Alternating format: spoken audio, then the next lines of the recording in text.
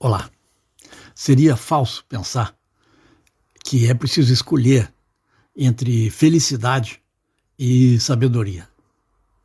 É muito comum a gente pensar, com base na literatura, inclusive teosófica, ou na literatura cristã, mística, ou na literatura de outras filosofias religiosas, pensar que é preciso renunciar à felicidade para trilhar o caminho estreito, difícil, morro acima, que leva à sabedoria. Aí existe toda uma descrição, que é inclusive verdadeira, do sofrimento necessário para alcançar o conhecimento divino. Mas há um outro lado, um outro ponto de vista para olhar para o caminho espiritual, e que não é o caminho da dor. O caminho da sabedoria só parece ser um caminho de dor numa opção superficial entre prazer e realismo, entre prazer imediato e uma visão realista, durável e verdadeira das coisas. Se compararmos, então, o caminho do realismo pode ser chamado de caminho da dor, porque não vai ser o caminho do prazer imediato. Agora, olha as consequências, olha os frutos da árvore, e você vai ver que o caminho da dor não é o caminho da sabedoria. O caminho da dor, da frustração, da raiva, do medo, da decepção, do desapontamento, do desespero, inclusive, é o caminho do prazer. Leia-se prazer imediato. E o caminho do prazer durável, do prazer que é aliado do bom senso, o caminho da sabedoria, o caminho da moderação é o caminho do prazer, entendido como coisa saudável e sábia. Temos aqui, então, uma coisa que não é muito fácil de encontrar na literatura da sabedoria universal, que é a ideia fundamental e correta de que o caminho da felicidade é o caminho espiritual. O caminho da felicidade é o caminho da renúncia, não a qualquer prazer, mas ao prazer ilusório. Que o caminho da felicidade é o caminho do prazer nas coisas simples. E essa é a chave.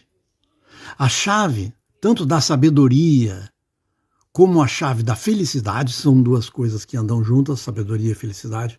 A chave dessas duas coisas está na simplicidade. O que é simplicidade? Simplicidade é deixar de lado, é transcender as complicações da busca do prazer imediato. Eu preciso de uma casa de 2 milhões de dólares em Nova York, eu morando em Portugal ou no Brasil, preciso de um apartamento de 2 milhões de dólares em Nova York para ser feliz. É minha necessidade? Não. Isso é loucura. É idiotice, é imbecilidade com PhD em ausência de bom senso. A felicidade está na simplicidade de garantir as coisas fundamentais. A felicidade é caminhar numa floresta. E não precisa ser dono da floresta. A felicidade é respirar numa floresta, olhar para as árvores, estudar a geografia das folhas das árvores, a geometria das folhas das árvores. A felicidade é caminhar nas ruas da cidade em que você vive e dizer: essas são as minhas ruas, são as ruas da minha cidade, são as ruas da minha comunidade. É olhar para a sua família e dizer: essa é a minha família. É olhar para si mesmo e dizer: eu não tenho tudo que eu gosto, mas eu gosto de tudo que eu tenho. Então, a felicidade não é que esteja nas pequenas coisas, ela pode estar nas grandes coisas, como a ideia de fraternidade universal, a percepção da vida do cosmos, com as suas leis que se aplicam à vida de cada um de nós, na nossa insignificante humildade.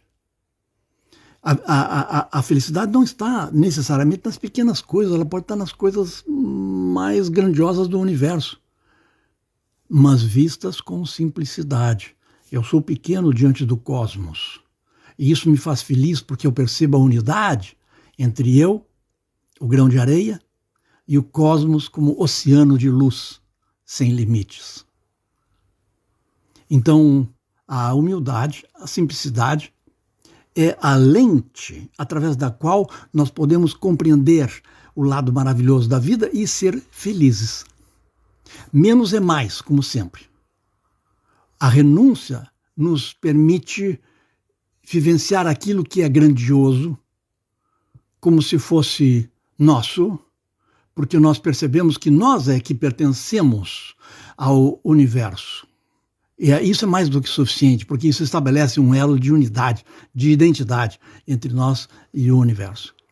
Então, a felicidade, ela não significa controlar os outros, controlar as circunstâncias, significa controlar nós mesmos apenas no necessário para que nós possamos compreender a nossa própria insignificância pessoal e, assim, compreender a importância cósmica da nossa pequena vida.